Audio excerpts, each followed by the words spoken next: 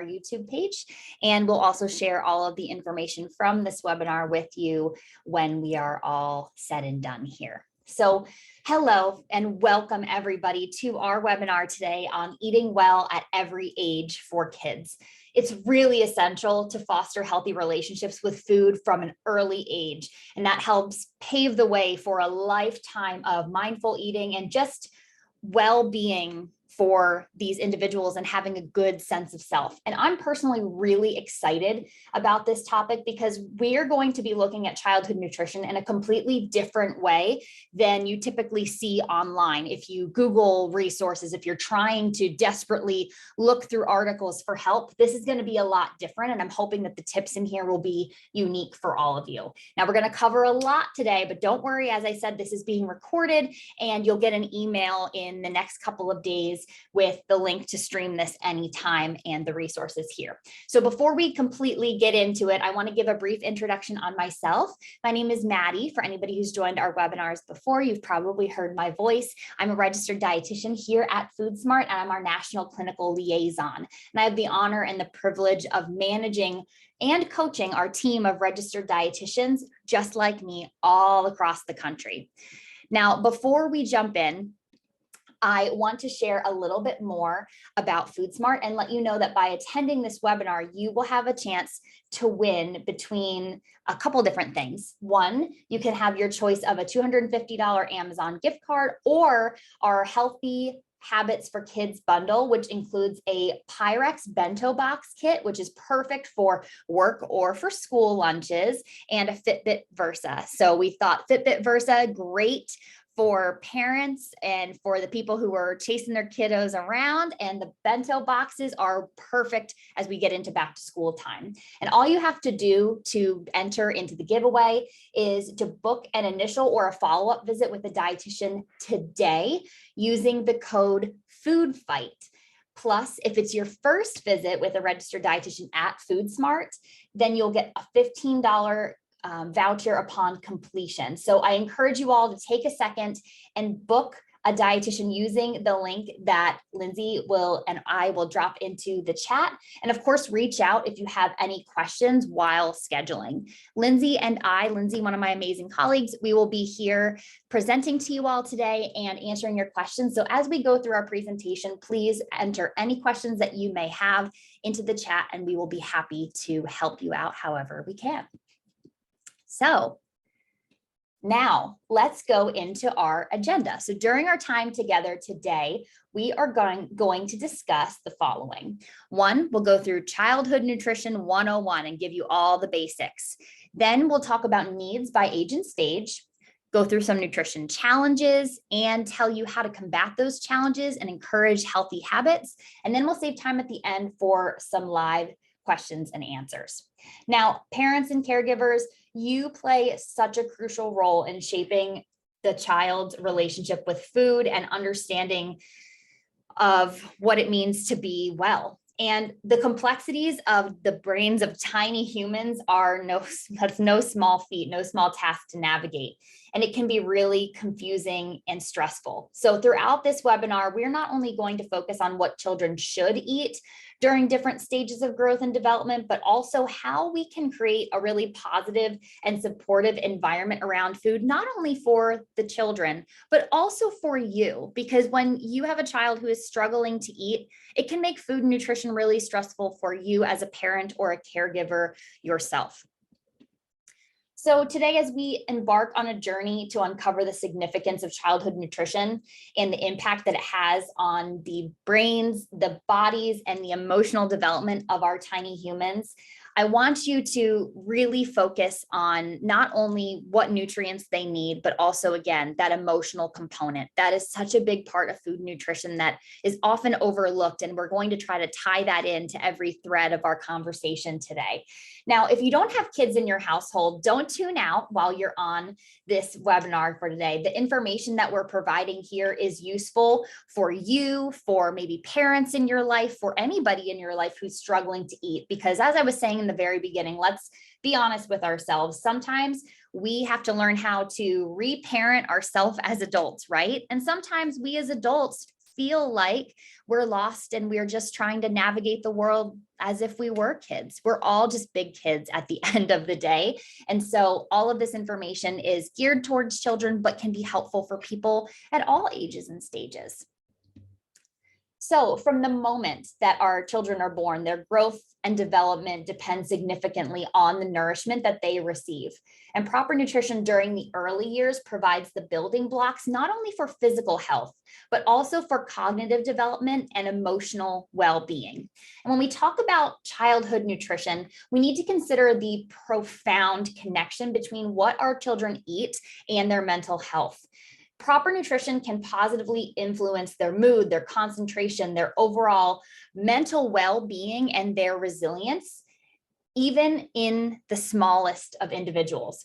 And a well-rounded diet plays a really pivotal role in fostering emotional resilience and reducing the risk of mental health challenges in children. Now, understanding the challenges that children face when it comes to eating well is really crucial in devising strategies for nurturing healthy habits. We know that the importance boils down to this physical growth and the mental health components like we see on our screen here. And we know there's great value in it, but it's not that easy, right? If it was that easy, we would all know exactly what to do all of the time. So we know that tiny human brains are still developing, and that can really influence food preferences, appetite, and the ability to self-regulate eating behaviors. We'll delve into the fascinating science behind that and why broccoli for kids might be really yucky one day and beloved the next, and how developmental stages impact their relationship with food. But overall, we know that regardless, it's a challenge. The food fight is real, like you see on your screen here. Parents and caregivers today have an array of pressures when it comes to raising children who eat healthy food. In this era, marked by abundant food choices, busy schedules, and the pervasive influence of media and advertising, the task of providing nutritious meals can feel overwhelming at best. And the desire to ensure optimal physical and cognitive development, coupled with concerns about childhood obesity and related health issues, just adds to the weight and gravity of that responsibility. And moreover, the challenge of managing picky eating behaviors and juggling individual preferences within a family can create a sense of frustration and self-doubt. And parents often face external scrutiny too, not just from individuals in their household about what they eat, but that external scrutiny and comparison can come from well-meaning relatives, friends, society's ideas of perfect parenting, and so on. And that's a lot to manage. But despite all of these pressures, it's really important to remember that the journey of nurturing healthy eating habits is a continuous and evolving process. Every child is unique, and what matters most is the effort, care, and love put into providing nutritious options and instilling a positive attitude towards food. Embracing the imperfections and celebrating small victories along the way will not only help create a healthier eating environment, but also helps create cherished memories of shared meals and joyful experiences. Your dedication to doing your best for your children's well-being is an invaluable gift that will positively impact their lives for years and decades to come. So be kind to yourself, trust your instincts, focus on the big picture and not the chaos in every day or in individual moments, and lean on your support system when you need help. And this is a great time to talk about Foodsmart, where we make eating well simple for everyone. And if you need support when it comes to food and nutrition, we at Foodsmart are here to help. So feel free to use the link in the chat that you have there, and then you can get scheduled with a registered dietitian who can work with you and your children on all different types of issues and things that come up. Whether you have a challenge today or there's a challenge in the future, Foodsmart is always here to help you and provide support. So to make an impact in the nutrition of a child, we first need to understand what their needs are. So now we're going to discuss needs by age and stage, starting with infants and going all the way to teenagers. First, starting with infants, during this time, Growth is rapid, and infants need a variety of macro and micronutrients. Now, there's a reason that those nutrient needs are listed on your screen, but there's no numeric data there. That's because every baby, every infant is so unique, and they are all going to need slightly different calories, protein, carbs, fats at different times based on their rate of growth and development and just their genetic makeup and who they are as infants, how active they are, etc. But what is good to know about this infant stage is that breast milk and infant formula, regardless of which one you choose or you gravitate towards, they're both designed to meet all of an infant's nutritional needs during the first 6 months. It's a complete source of food for an infant. As solid foods are introduced around 6 months, in our milestones section, you can see that here, they complement breast milk or formula to provide a balanced diet. And regular growth monitoring and appropriate adjustments to the diet will help to ensure optimal nutrition for healthy growth and development in early stages of life. Now, the question I normally get when we're talking about infant nutrition is, how do you know if an infant is getting the right nutrition during this crucial phase when they can't really communicate and tell us beyond their general cries? And that can be really hard for new parents, for parents with multiple children, because every baby acts so differently. You know, if you have multiples, you know that how the second baby reacts and responds could be completely night and day from your first, and that can make you feel really conflicted as a parent and not knowing what to do. So one of my favorite tips is thinking about, especially from 6 months onward, when we start to incorporate finger foods, gradual introduction of solids, etc. I like to use the ABCD approach instead of focusing so much on numbers and making sure everything is perfect. I think about it like this. A is for adequacy. So thinking about, is the baby getting enough food, breast milk or formula to support healthy growth and development? Am I offering food enough? Adequacy. B for balance. Are you offering a balanced variety of foods as they transition to solids, including fruits, vegetables, appropriate proteins, and grains? So B is balance. C is calories. Now, again, you don't have to know the number of calories, but just ensuring that they're receiving appropriate amount of food and appropriate number of calories to support their age and growth rate by making sure that ties back to that adequacy component. And then D is for diversity, introducing a range of age appropriate foods to expose the baby to different tastes and textures and start to expand their own personal palate. Now I want to share some strategies for success that you can use or you can share with people in your life for infants. So first, watching for signs of satisfaction. A well-nourished baby will appear satisfied after feedings. They'll have good energy levels, and they should have, as we mentioned, everything that they need from their breastfeeding or from their formula feeding, which they will have exclusively for the first 6 months, and then coupled with some introduction of solid foods from 6 months onward.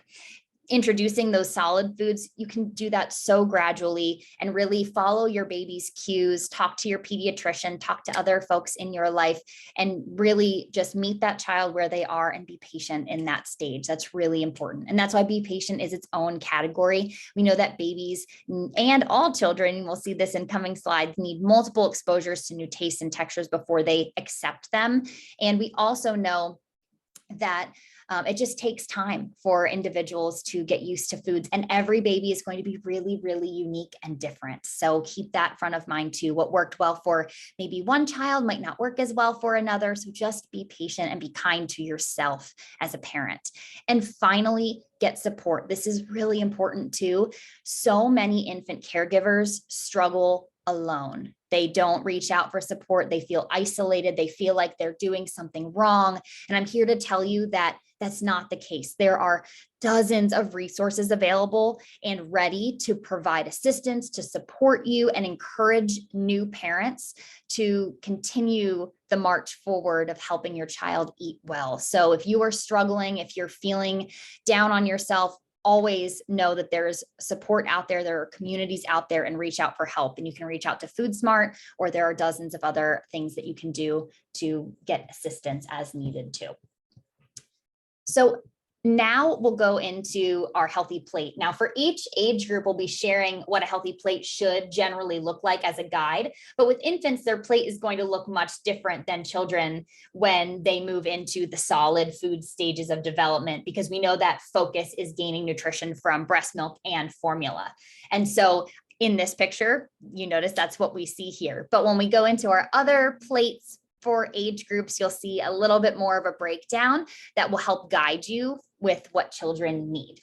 So before we introduce our nutrition for our next age group, I just want to give one more reminder that every baby is unique and there's no one size fits all approach to infant nutrition. And trusting your instincts as a parent or as a caregiver is really important, and seeking professional advice when you need it will help you along the way. So again, just emphasizing that nobody has to struggle alone.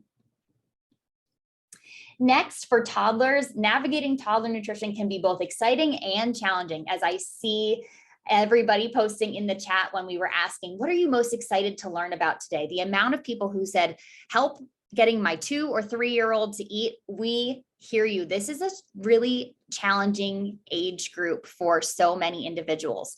And what we want to do is we want to talk to you a little bit about what their nutrition needs are and what some milestones are, and then give you some support. So toddlers really do need a balanced diet to fuel their growth and development during this time, because during age, especially 1 to 2, growth is rapid.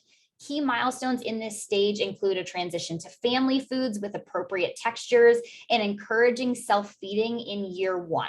Then from ages 2 to 3, we'll see even more development of feeding skills, and also some preferences start to develop.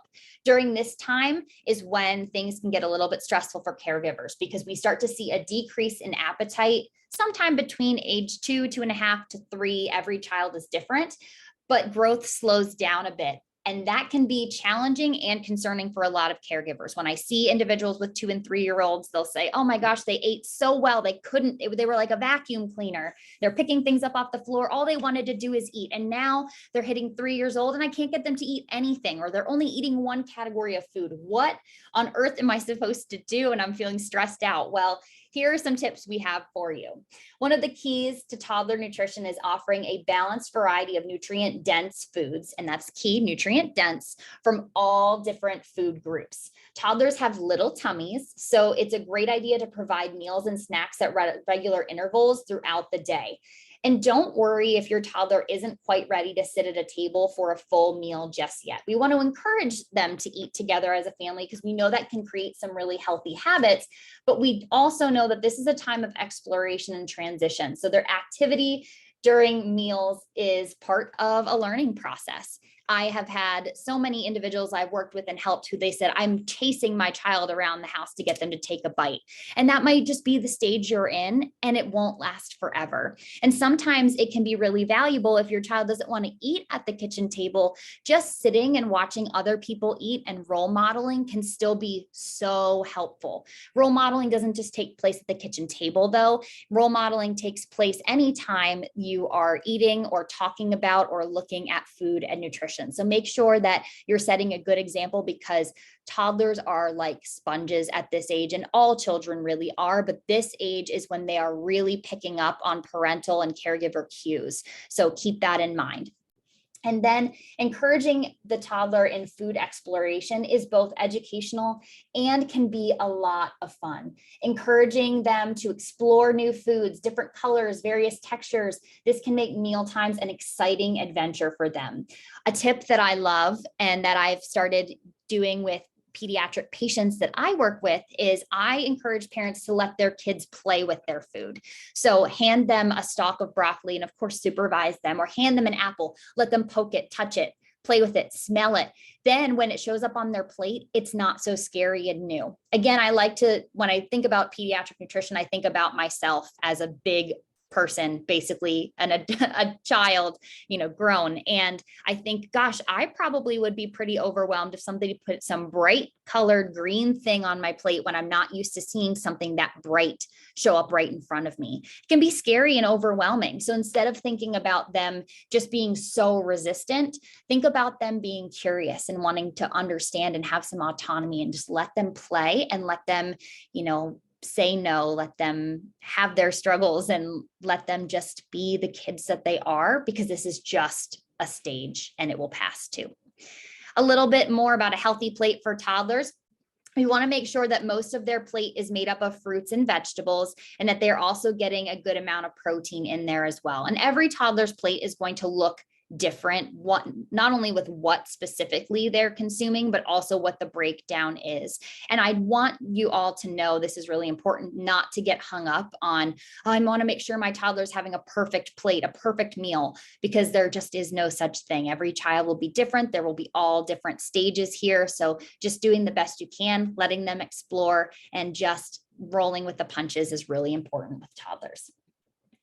Next, let's talk about our preschool age individuals.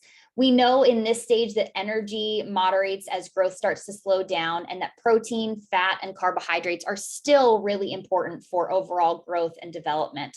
Those carbs become even more important here because they help provide energy for activities and for the brain power they need as they're starting to emerge in the world and meet with other people and have more social interactions.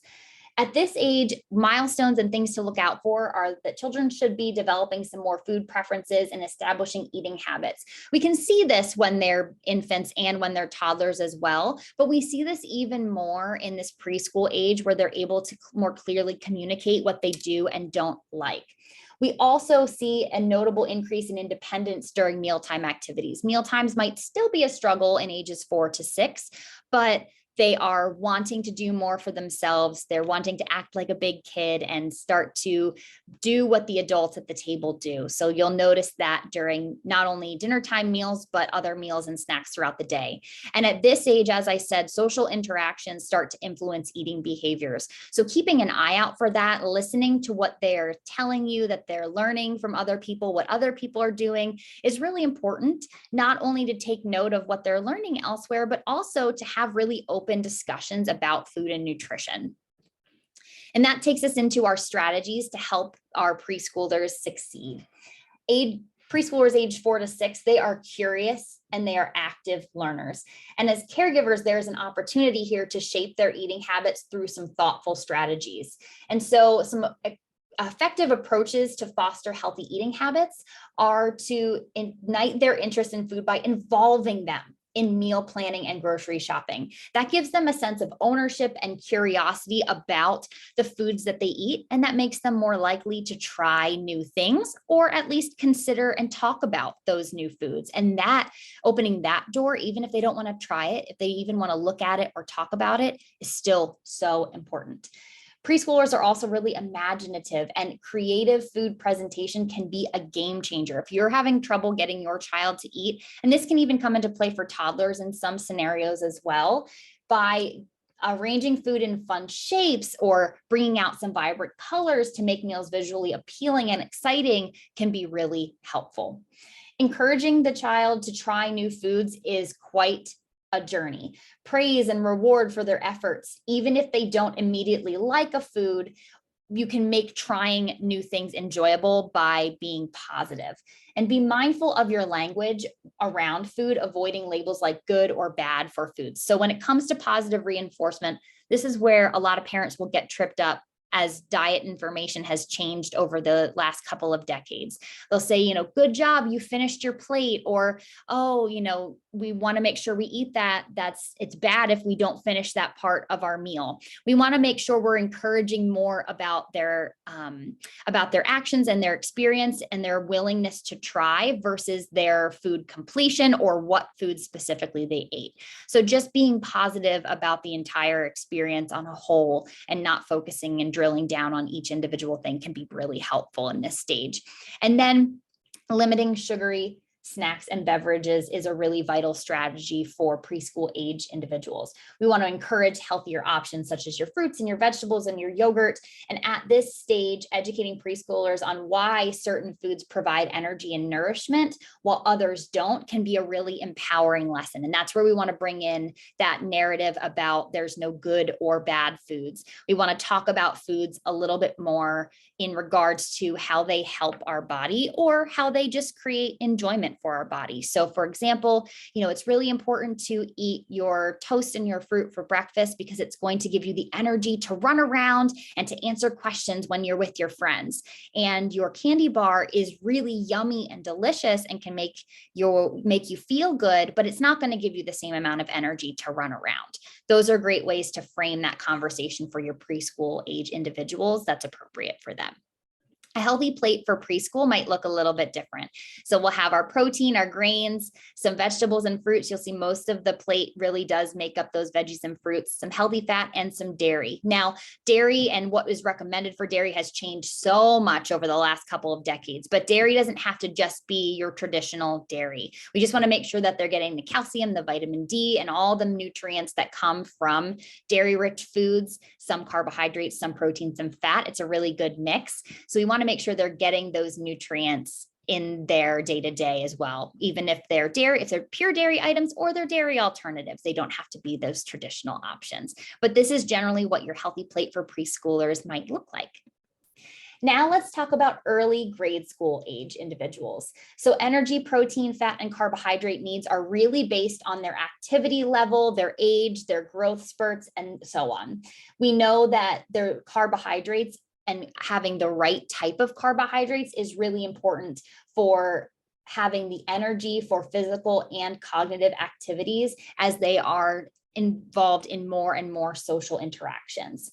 Further development of food preferences starts to happen in these ages as well. They may have less interest in trying new foods at this age range because they think they have found the things that they love and that make them who they are. And so being patient with them and encouraging them to try new foods can be a little bit challenging, but stick with it. That will pass as well. They may be gravitating a lot more though towards comfort food items and, wanting to create less resistance in their life with their food choices.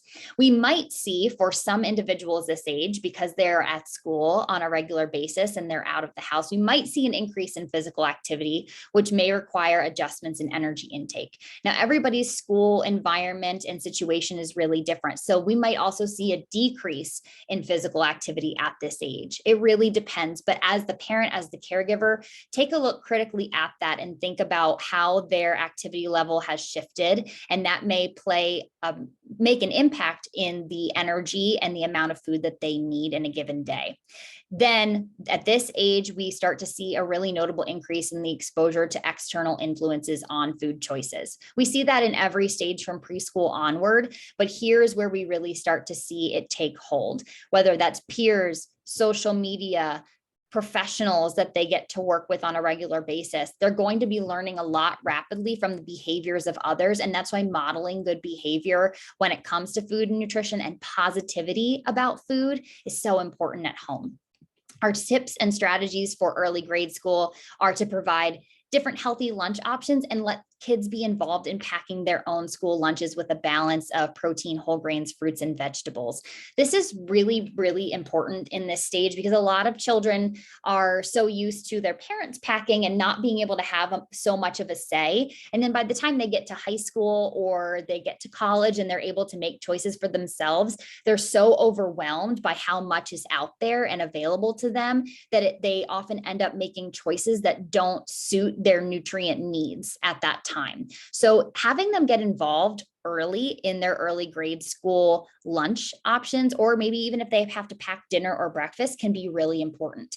Also teaching them how to make healthy choices. Maybe if they're getting school breakfast, or school lunch, or even school dinner in some scenarios, teaching them what options to gravitate towards for energy is really important, even if they only have limited options. Cooking together, having the children engage in age-appropriate activities increases their interest in trying new foods. And again, just like with our preschoolers, even if they don't want to try those foods, just being willing to interact with them is really positive ongoing.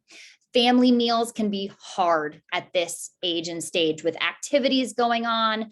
Everybody's got a different place to be at a different time, but when you can, prioritizing sitting down, even if it's just for a few moments, to meet at one place, role model, foster great communication and positive eating habits, and really just the act of sitting down and taking a pause to eat a meal and really getting that ingrained into their habits is really important. And finally, teaching hunger and fullness. We'll see this again with teens, but as we grow up, and usually around this age is when we start to forget our body's natural cues and instincts.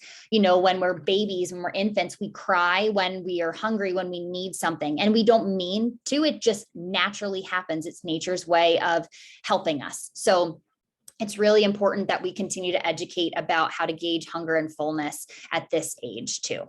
And this is what your healthy plate would look like for your grade school age kids. More fruits and vegetables make up half your plate, with then a variety of proteins, grains, dairy, and healthy fats on the other side.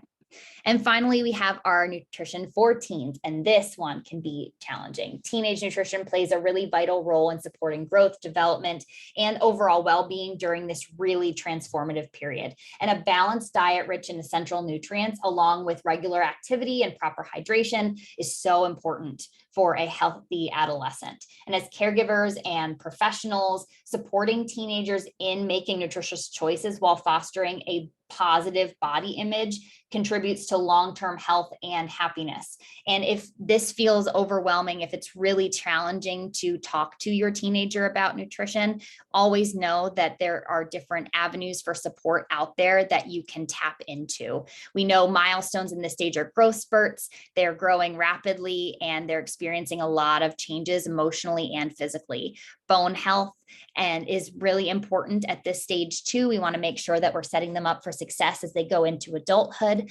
Iron is important, especially for girls during menstruation, and hydration. A lot of kids forget about hydration, or they just don't have time to hydrate when they're in school. So educating on that's important. And then, of course, strategies for success, providing them with education on healthy on-the-go option. Teens often eat outside the home, so discussing healthy choices is essential.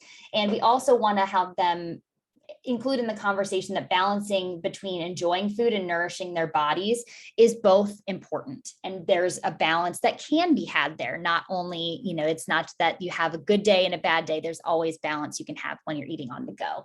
Cooking together can be great still to spark curiosity. And then other areas are to look at are peer and social pressures. We know that this is really tough with teens.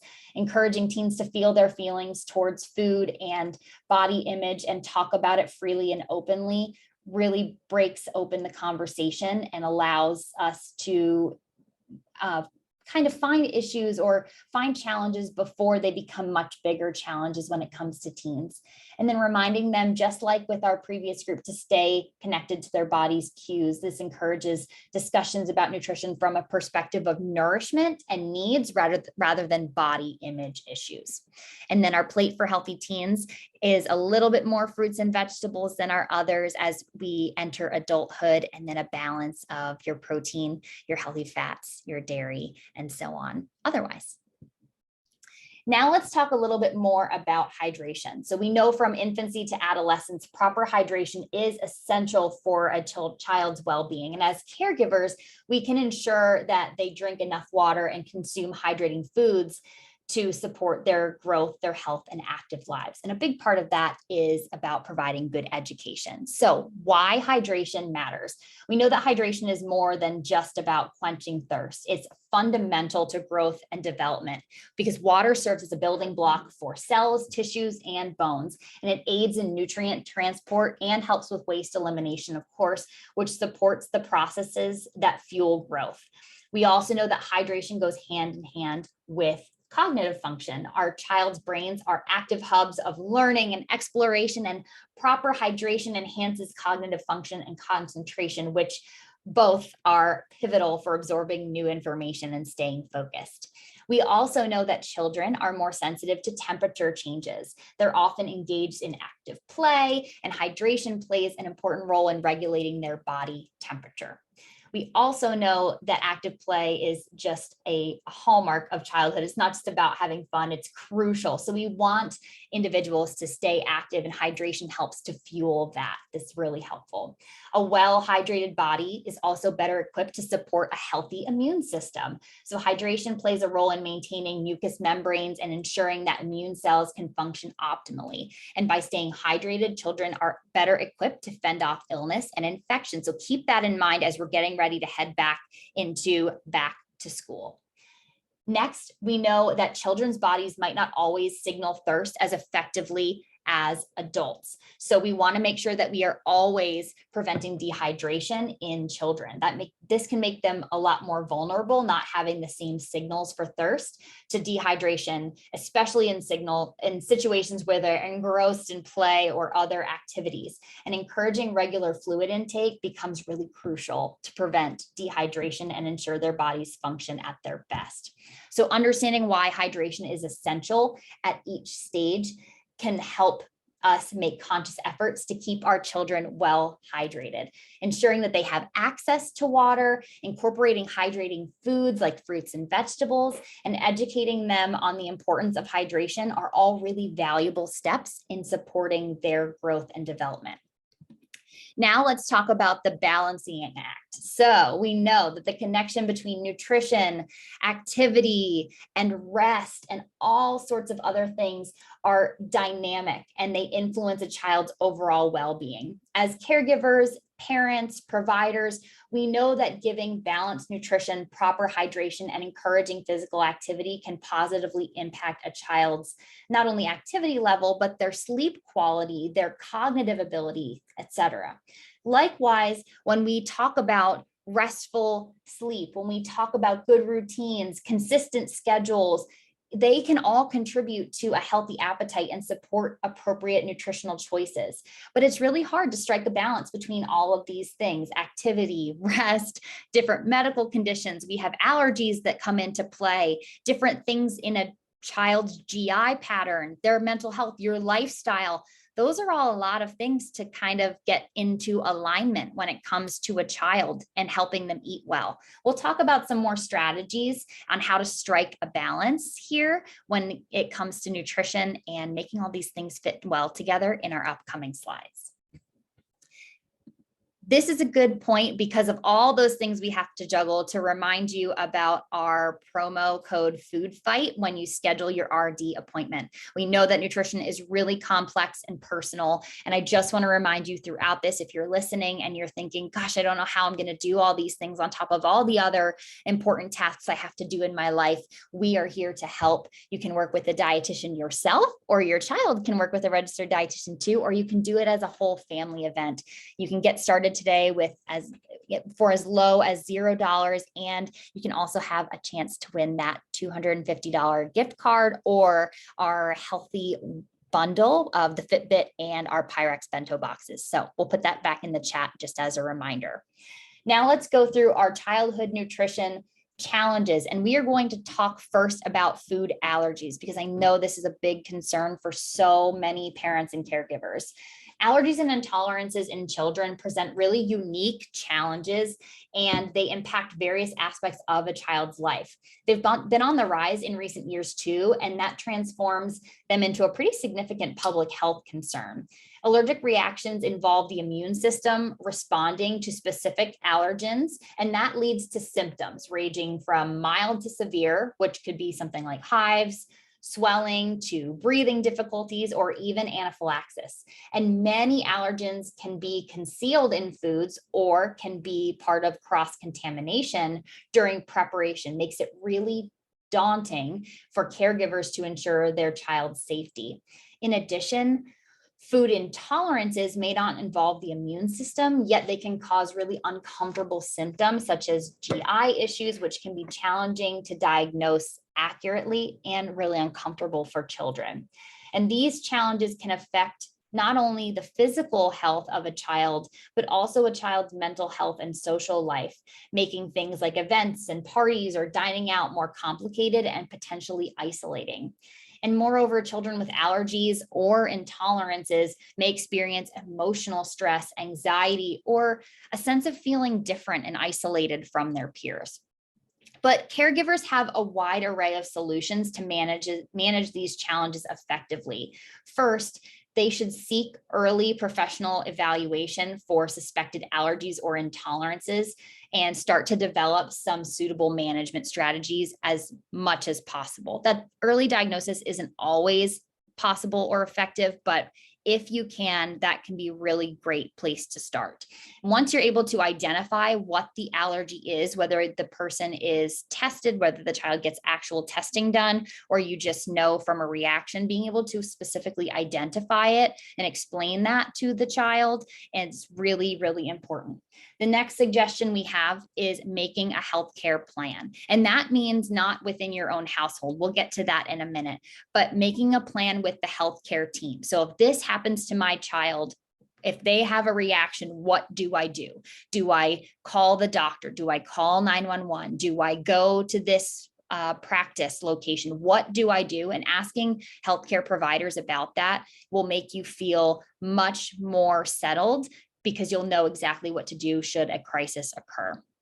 Education and awareness. This is really important, but that's not just education for you and learning yourself as a parent or caregiver of a child with an allergy or intolerance, but educating the child as well and trying to keep it as calm and productive as possible when you're providing that education. We don't want them to be afraid of different foods or afraid of different situations. And that can be a hard thing to, avoid when talking about allergies, because inherently it can be scary. And we want to acknowledge that feeling, but let them know that we have a plan. There are ways we can keep them safe, and that we are going to continue having an open conversation and dialogue about it, so that it becomes less scary and less of something to have anxiety about.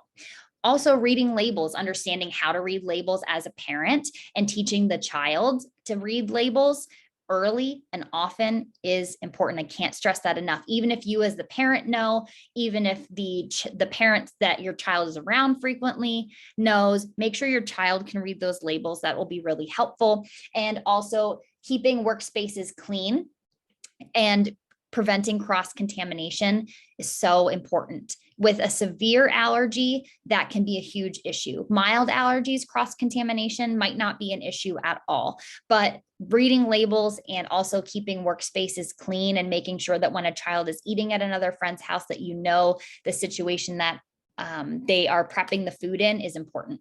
And we mentioned this just a moment ago about education and awareness, but communicating not only with the child and learning yourself, but also teaching providers and clinicians, teachers, people at school, friends and family, communicating often and over again about the allergy is important. And finally, preparing for emergencies. We have the healthcare plan, but what should the child do in the case of an emergency, or they're worried that something is happening? How should the child respond? And setting up a plan for that is really important. And they may not be able to act correctly or act well in those scenarios, but helping them prepare helps you, the caregiver, prepare. And it also gives the child some sense of autonomy and control over this otherwise, really scary and anxiety inducing thing for them. Now, the question we are all probably very interested in talking about is picky eating. I saw a lot of this all in our questions. I'm scrolling through the list at the very beginning. Lots of people asking, how do I help my kid eat more, eat differently, try new things? Gosh, they won't try anything new. So first, I want to talk about challenges and solutions, but I also want to talk about what the difference is between a picky eater and somebody who has a food aversion. So first, picky eating and food aversions are really common challenges. So don't feel alone about this. We know that picky eating and food aversions impact various aspects of a child's relationship with food. Now, picky eaters often display a limited range of preferred foods, which raises concerns about them meeting their nutritional requirements. And this limited variety may result in nutritional imbalances, potentially affecting their growth and overall development. And we know that picky eating can turn mealtime into a stressful affair for not only the child, but also for the caregivers as they strive to encourage a broader range of foods and eating behaviors. Furthermore, we know that picky eaters might reject foods after minimal consumption, leading both to food waste and caregiver frustration, and social interactions can also be influenced, making family meals or dining out a big challenge. And if picky eating is something that really significantly impacts a child's health or well-being, there is a way that we can help. Now, let's talk about food aversions before we get into some causes and then some solutions.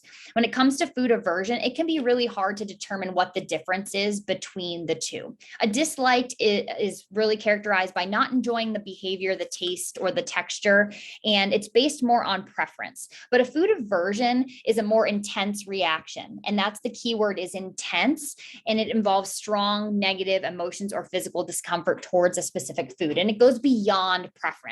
A few examples of an aversion versus a dislike is if you've ever had a stomach bug and you ate a certain food that day and now you'll never eat that food again, that would be an example of a food aversion. You can't even look at it without it causing a strong reaction, and it makes you feel like you could be sick if you ate it.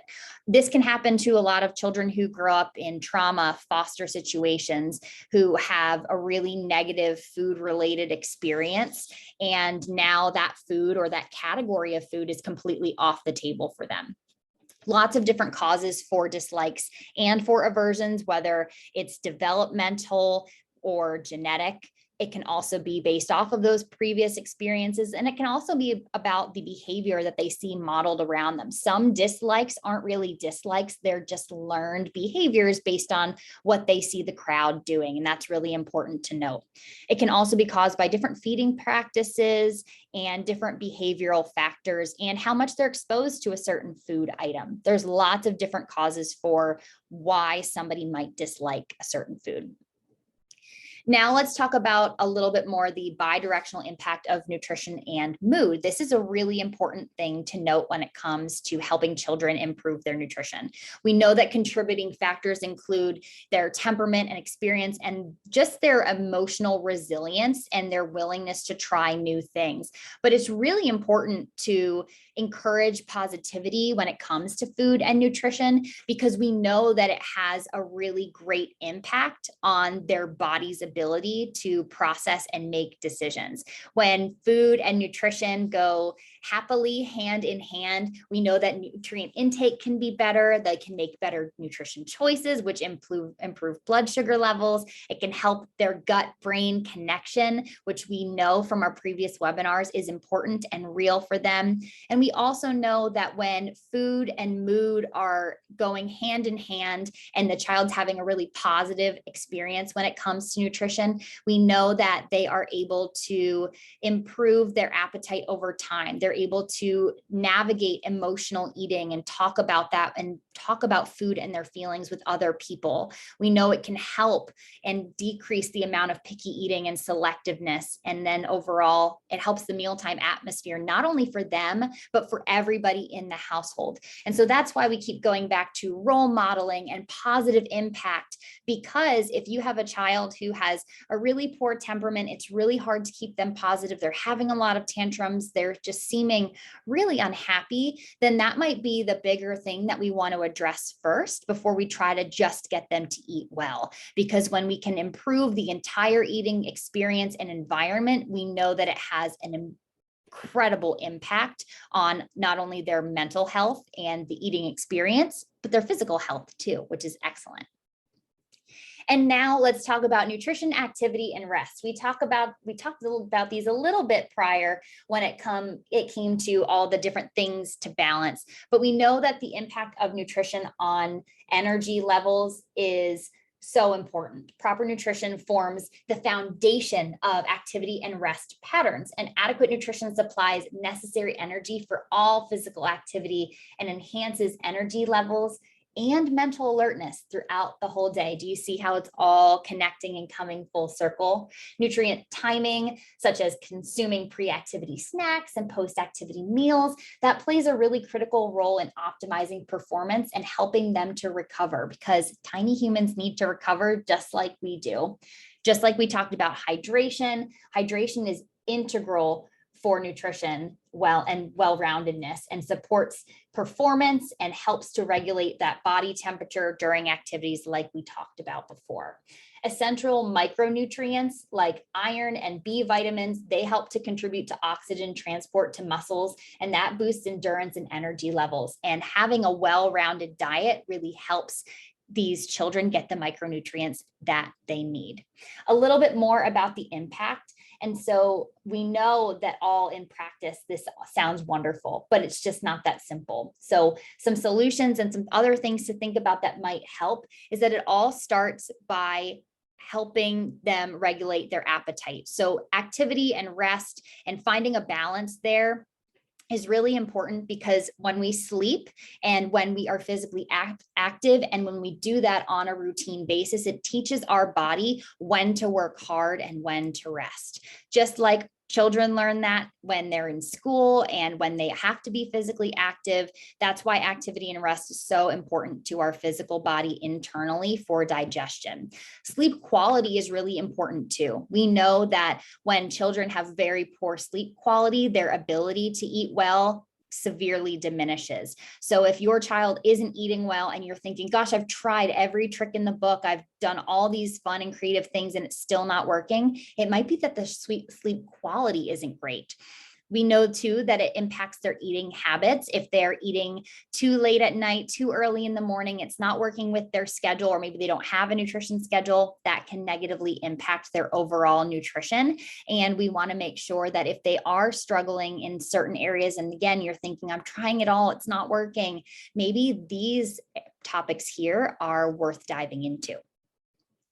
So now, as we get to the end of our time together today, I want to talk about how we can end the food fight and encourage some healthy habits. And I know we've sprinkled some advice and information in along the way, but now as we wrap up, I want to talk about how we can work with our child's preferences and desires and their curiosity about food and nutrition to make this a really good experience and environment for everybody in the home. So dealing with those food preferences can be a journey, and it can be filled with really positive approaches and experiences. Creating a really welcoming mealtime environment that focuses on joy and connection versus checking the task off the list, making trying new foods feel less intimidating, etc., can be really rewarding for everyone. But balanced nutrition is key. While favorites and gravitating towards those are natural, we know that introducing a variety of nutrient-rich foods, even if they don't eat 100% of it, can help support growth and curiosity about different flavors. We want to encourage the child to share their feelings about food. This helps them build a positive relationship with eating and allows you to have a really healthy banter back and forth. If they say, I hate broccoli, I'm never eating it again, asking questions, that's really interesting. I really like broccoli. Why don't you like it? Tell me about it. Do you not like X, Y, and Z?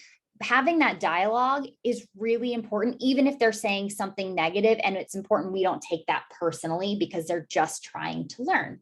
Turning food into explorative activity and an adventure with playful games and colorful plate designs. I don't know whoever said you can't play with your food, but you certainly can. And that can be helpful when you're trying to end the food fight.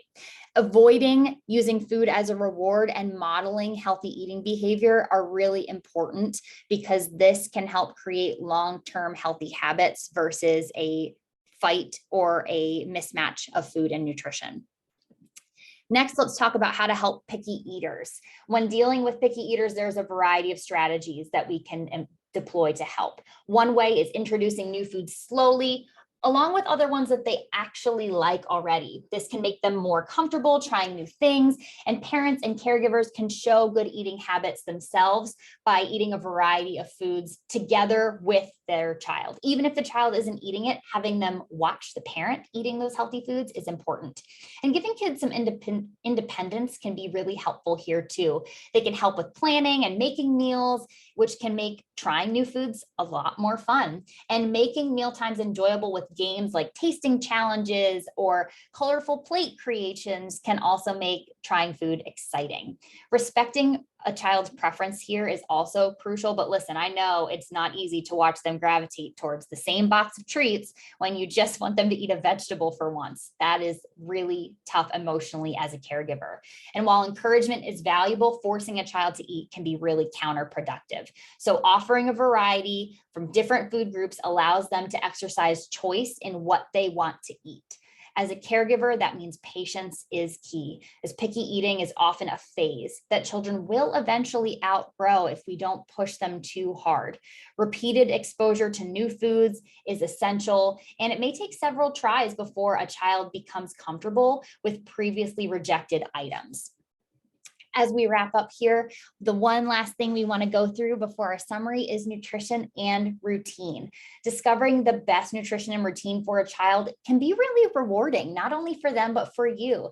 And some practical steps to make it easier is to make sure that you create a calming food environment, but also a sleep environment for them so that they get the rest that they need in order to digest well, eat well, and have great hunger and fullness cues.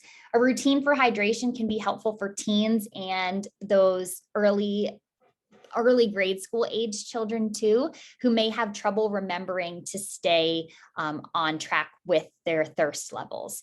Just routine in general when it comes to activities, to hydration, sleep, and nutrition can make creating healthy habits feel more fun and can give them some more autonomy in this areas as well. And then, of course, as always, leading by example by staying on routine yourself, making sure that you as a parent or caregiver aren't skipping meals, because the children can see that. They know when you are cutting corners, and they know when they see that they can find some wiggle room themselves too.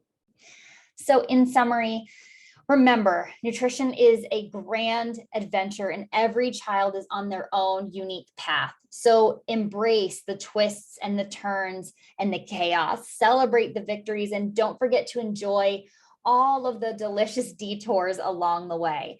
And finding that really magical balance between the exploration of new flavors and keeping those conversations flowing can be the secret sauce here and helping children find success.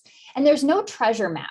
There really are just progress markers when it comes to childhood nutrition. There's no one right answer for everyone, and there's no one right answer for every household. So just always be learning as a parent or caregiver. Always be willing to listen to your child and let them express their feelings about food, and try new things. That is the best advice we can provide you with. And remembering to aim for progress, not perfection, and reach out when you have needs for help. As one more reminder, we have all different types of programs available here at Foodsmart in ways that we can help. We have pediatric focused programs, gut health, maternity programs, you name it, anything that you might need help with. We are here and happy to support you. And don't forget about using that code to get scheduled with an RD as soon as possible. I know we are over time, but would love to answer a couple questions for anybody who is still hanging in here with us. Yeah, Maddie, that was fantastic. I learned, having seen this presentation, I still learned so much. So thank you so much for going through all of that.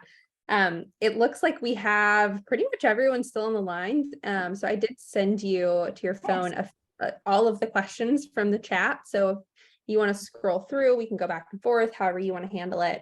We've got a lot of really good questions. Yeah, absolutely.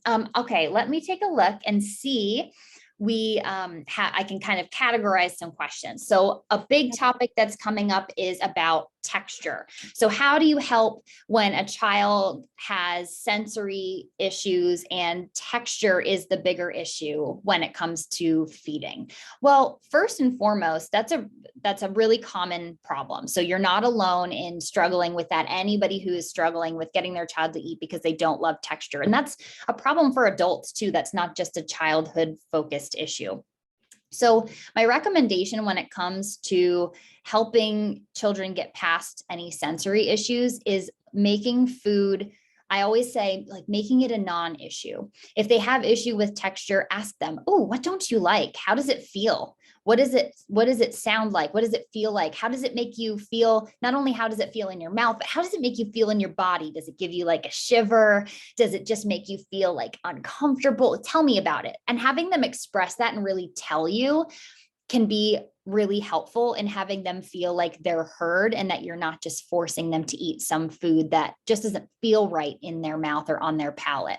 Another way to help with sensory issues is letting them play with that food outside of their mouth on their plate. So, for example, if the texture of bananas is really concerning for them, put it on their plate and say, well, why don't you play with it? Poke it, smell it, taste it a little bit if you want to, and just getting them familiar with what it looks like and that it's okay and that it does all break down and come apart can be wonderful. If they're still having trouble with certain textures, it's okay to say, well, that's just not going to work for them right now. Let's pick something else.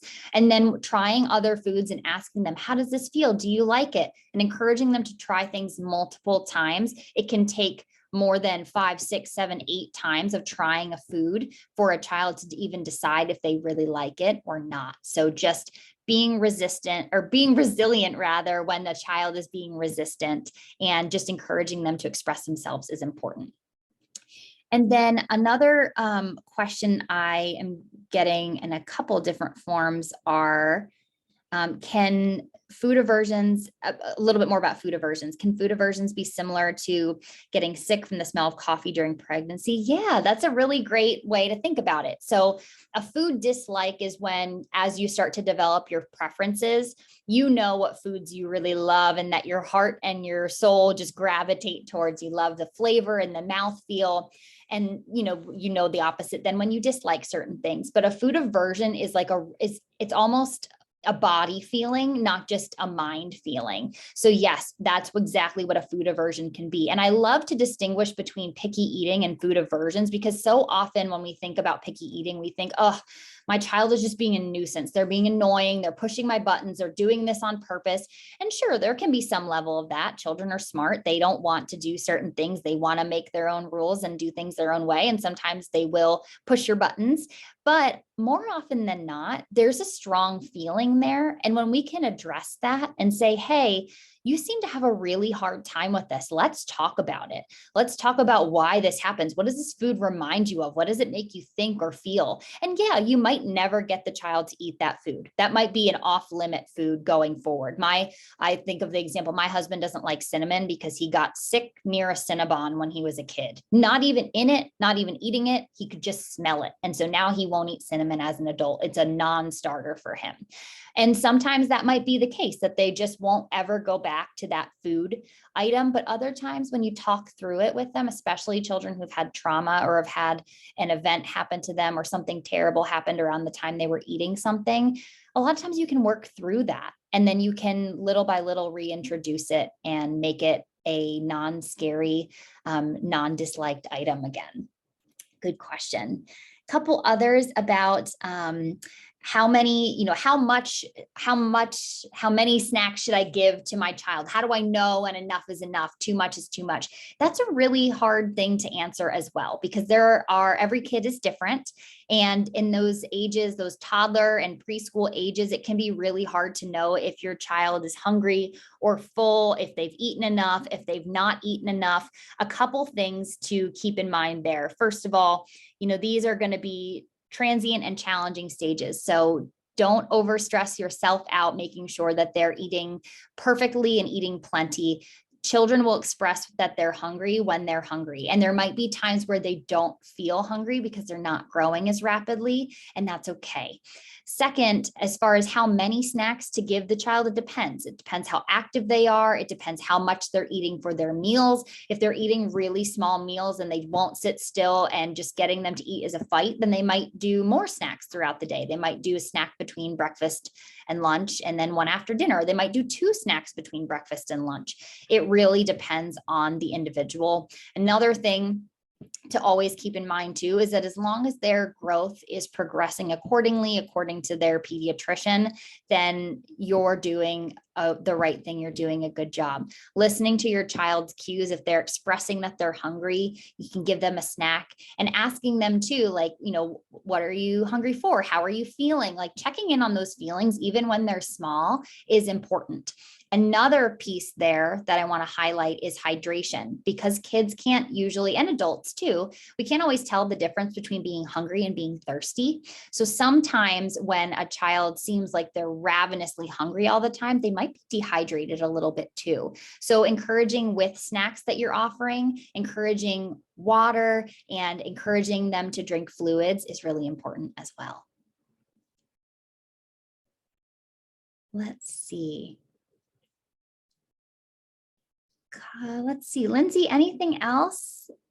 Yeah, I mean, there's so many. There are a couple around kind of intergenerational and cultural things. So there's one, let me see if I can find it.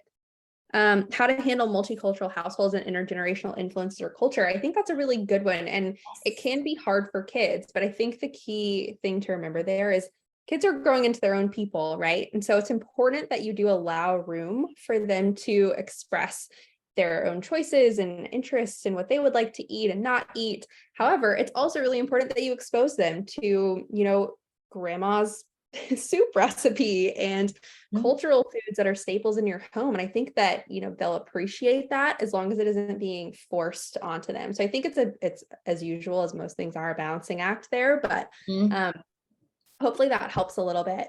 And then there's an interesting one that I think probably people run into pretty often that just came in the chat. So how to handle grandparents or family friends who disregard your food preferences.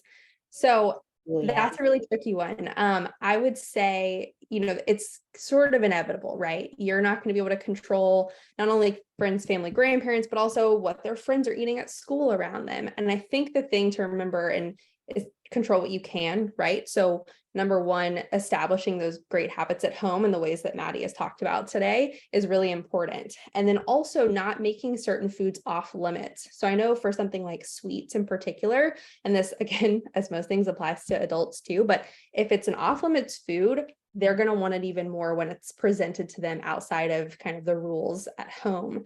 But if it is something that, they're exposed to, but they've learned, I feel better when I eat fruits, veggies, protein, and not cupcakes all day. Then when they see a cupcake, it's like, that might be great. And maybe they'll have a bite or two or even a whole cupcake, but they won't have 6. And so it's teaching them and fostering that within them, because they're going to be the ones in the present moment able to make those choices. Anything to add, Maddie, to that? I think that was absolutely right. And I think it can be really hard and emotional as a caregiver when you have people in your life that aren't honoring what you're doing in your own home. But we can only control what we can control. We can only control what happens in our own home, and we can only control the way we talk to our children about food and the way that we express that information to them. So as frustrating as that can be, I always like to, use your barriers as stepping stones. So use the opportunities where your child is trying different things as an opportunity to talk and educate and learn and really open a dialogue about nutrition. I think that's one of the most valuable things we can do. Lindsay, I was just thinking about it too. Years and years ago, we didn't talk to children about food. It was eat your food, have a happy plate. We called it, when I was a kid, if you could hold your plate up in front of your face and no food would fall off, that was a happy plate. That was what we considered to be good nutrition. But I didn't know anything about food. I didn't know anything about nutrition until I was at the end of high school. And that's why I actually ended up getting into dietetics, because I was like, this is a whole new world that I grew up in a culture in an area not knowing anything about. And I think just being willing to have the dialogue with children, they're not too young to talk about their feelings with food and what they like and what they don't like. And so just being willing to open that door is so important. So yeah, that's a great point. And, I think a lot of the exposure, thinking about us growing up and that sort of thing that you do get from food outside of the home isn't that great. It's going to be diet culture. It's going to be pressured, it's going to be sugary sweet cereals and all of those advertisements. It's going to be, all of those things in the store aisles. And so if those conversations aren't happening at home, the other influences there can tend to be a little bit stronger. And so it just reinforces how important it is to just have these conversations, make a dialogue something that's really common from an early age, and really all the way through adolescence as things change. yes, absolutely. When it comes to all of these things, like as a clinician, and I wish there was the magic answer, the silver bullet, if you will, but there isn't. And the closest thing that we can have to that is communication and open dialogue and seeking support from one another, which is another type of communication. That's really the gift that we can give children about food and nutrition that we haven't done as great a job in years past doing. And just letting kids talk about it is just so important. I agree. Yes. Oh, and I just saw something come through. Please don't force the clean plate. Yep. Ask them to check their fullness. Yeah, that's exactly right. The Clean Plate Club is no longer a club. They're no longer a thing. So that's right. Anything else, Lindsay, or you think we're all good to wrap up for the day? I mean, there's tons of questions we probably don't have time to get through. So I would, just encourage you guys, check out our dietitians, consider meeting with one. You get, a one-on-one conversation kind of like this for an hour. And so it can just be so valuable to really get to sit down with someone and talk about what your goals are, the specific struggles you're having, and to have someone who's knowledgeable like Maddie put together a plan just for you. So I think with that, we can maybe wrap it up, Maddie. Awesome. Sounds wonderful. Well, thank you for everybody, like Lindsay said, whose questions we didn't get to. Please reach out. We're happy to help and support you. And thank you so much for taking the time to be with us here today. Thanks. Thanks, everyone. Have a great day. Take care.